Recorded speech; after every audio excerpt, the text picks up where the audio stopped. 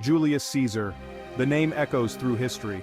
Born in 100 BC, Caesar rose from Roman aristocracy to become one of history's most powerful figures. He was a brilliant general, a cunning politician, and a captivating orator. He conquered vast territories, reformed Roman law, and laid the foundations for the Roman Empire. Caesar's life was a whirlwind of triumphs and tragedies, loved by his soldiers, admired by his allies, and feared by his enemies. His ambition knew no bounds, and his thirst for power was insatiable. He challenged the Roman Republic and emerged victorious, becoming dictator for life. On the Ides of March 44 BC, Caesar was assassinated by senators who feared his growing power. His death plunged Rome into chaos and civil war. Caesar was born into a patrician family, the Julii Caesaris, a lineage that boasted ancient roots and noble heritage. Although they claimed descent from Venus, the goddess of love, they were not particularly wealthy or influential during his youth, living a modest life compared to other patrician families. Caesar's early life was marked by political turmoil in Rome, a city rife with power struggles and social upheaval.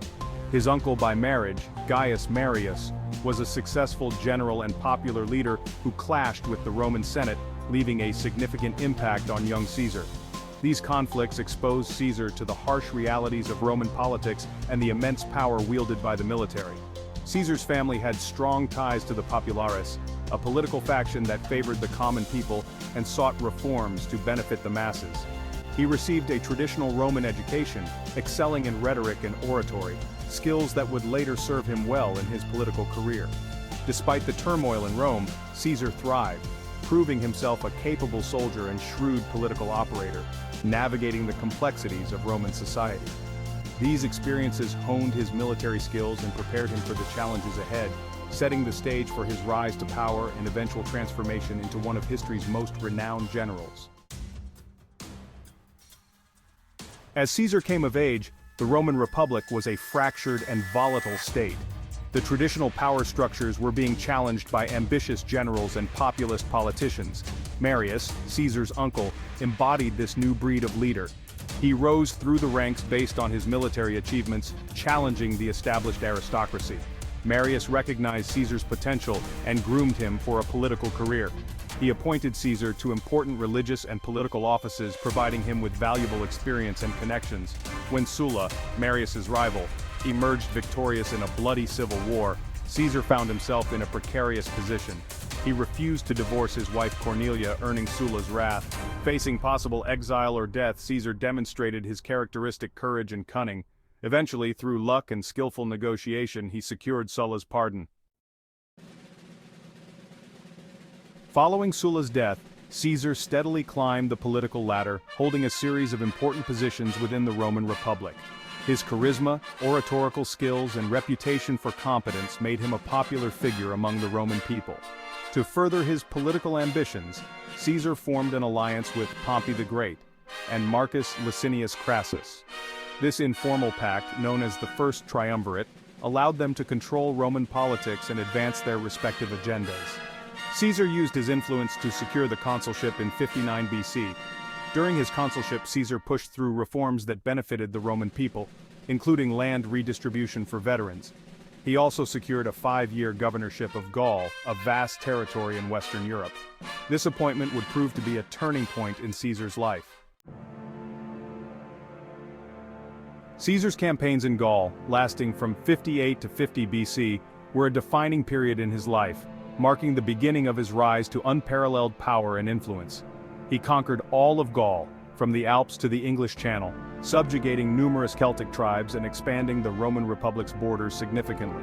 Caesar's military exploits in Gaul were characterized by his strategic brilliance, his tactical innovations, and his remarkable ability to inspire unwavering loyalty in his soldiers.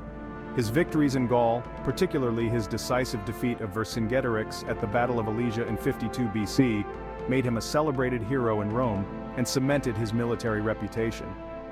These triumphs also earned him immense wealth, the loyalty of his battle-hardened legions, and a formidable political base. Caesar meticulously chronicled his Gallic wars in his commentaries, a masterpiece of military history and propaganda that showcased his achievements. The books serve to justify his actions, enhance his reputation, and secure his legacy, portraying him as a leader of unparalleled vision and capability. It remains a classic of Latin literature and a valuable source for understanding Roman military history, strategy, and the mind of one of history's greatest generals. While Caesar was conquering Gaul, the political situation in Rome deteriorated. His alliance with Pompey and Crassus unraveled, and his enemies in the Senate sought to strip him of his command and prosecute him. Facing a political showdown, Caesar made a fateful decision. In January 49 BC, he crossed the Rubicon River with his loyal legions. This act of defiance marked the beginning of a civil war against Pompey and the forces of the Roman Senate. "The die is cast," Caesar declared as he crossed the Rubicon. Pompey, caught off guard, fled to Greece along with many senators. Caesar entered Rome unopposed, assuming control of the government.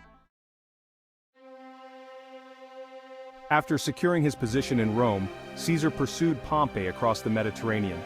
The civil war raged for several years, with battles fought in Greece, Egypt, Africa, and Spain. Caesar's military genius and the discipline of his legions proved decisive. He defeated Pompey at the Battle of Pharsalus in 48 BC, effectively ending Pompey's resistance. Pompey fled to Egypt, where he was assassinated by agents of the Egyptian pharaoh Ptolemy III. Caesar followed Pompey to Egypt, where he became entangled in a power struggle between Ptolemy XIII and his sister Cleopatra VII. Caesar sided with Cleopatra, who captivated him with her intelligence and charm. Caesar's relationship with Cleopatra, which produced a son named Caesarion, would have significant consequences for both Egypt and Rome. After consolidating his position in the eastern Mediterranean, Caesar returned to Rome, where he celebrated 4 triumphs in 46 BC. He pardoned many of his former enemies, demonstrating his clemency and desire to heal divisions within Roman society. However, Caesar also faced continued opposition from die-hard Republicans who resented his growing power. Caesar continued to wage war against the remnants of his opposition, finally crushing the Pompeian forces at the Battle of Munda in 45 BC. With his enemies vanquished, Caesar returned to Rome as the undisputed master of the Roman world. He was granted unprecedented powers, including the dictatorship for life. Caesar's reforms as dictator were wide-ranging and ambitious. He sought to address the root causes of the Roman Republic's decline, including corruption and economic inequality. He reformed the Roman calendar, creating the Julian calendar, which remained in use for centuries. He granted Roman citizenship to many people in the provinces, extending the reach of Roman law and culture. Caesar also centralized power in his own hands, weakening the traditional institutions of the Roman Republic. He appointed his supporters to key positions in the government and the military. While Caesar's reforms were beneficial in many ways, they also alienated many members of the Roman elite. Caesar's growing power and his disregard for republican norms aroused fear and resentment among some senators. They saw his actions as a direct threat to the republic's traditions and values. They conspired to assassinate him, believing that his death would restore the republic. The plot was shrouded in secrecy and involved careful planning. The conspiracy was led by a group of senators including Gaius Cassius Longinus and Marcus Junius Brutus. These men were once close to Caesar but felt betrayed by his ambition. They chose to strike on the Ides of March 44 BC during a meeting of the Senate. This date was significant in Roman culture, adding a layer of ominous symbolism to their plan. As Caesar entered the Senate chamber, he was surrounded by a group of senators. The atmosphere was tense, and suspicion hung in the air. One of the conspirators, Tullius Cimber, approached Caesar and then grabbed his toga, pulling it down from his shoulders. This act was meant to disorient and distract him. This was the signal for the attack.